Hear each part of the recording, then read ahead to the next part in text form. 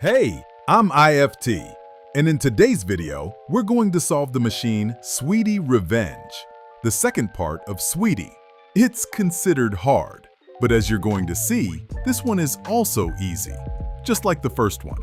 Without further ado, let's jump into the attacker's machine. As always, let's run the first NMap scan to learn a bit about the machine.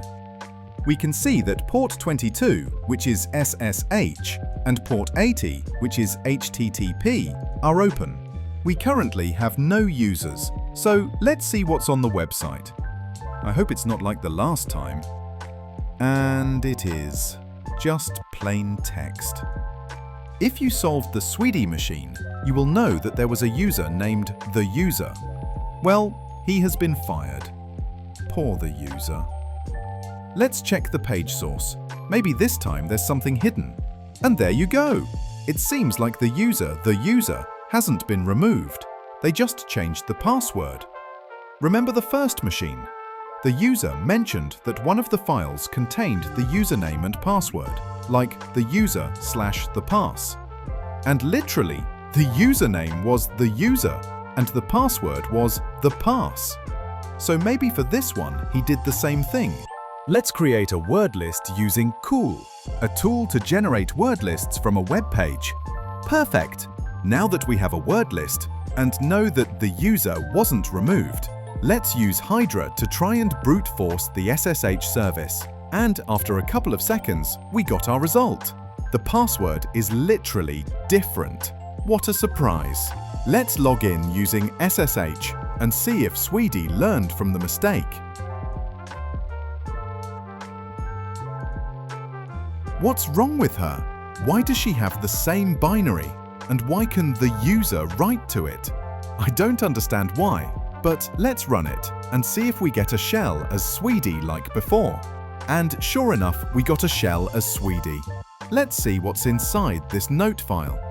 Come on! What do you mean that Suidy is now more secure?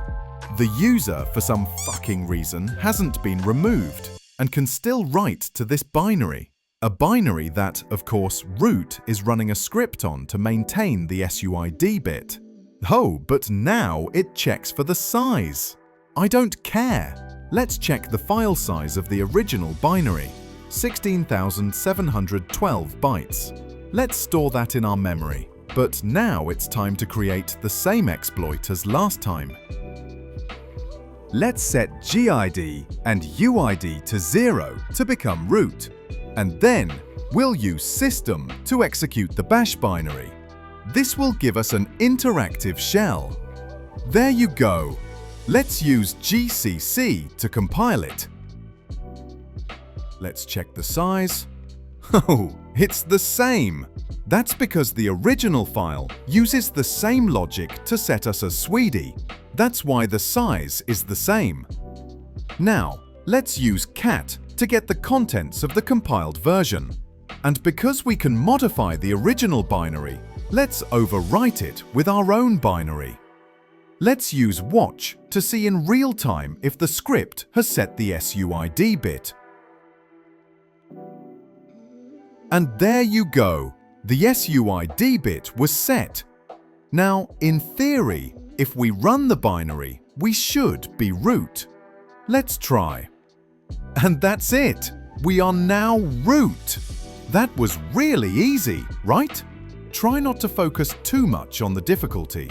Sometimes it can block us. Hope you enjoyed it. I'm IFT, and I'll see you in the next video.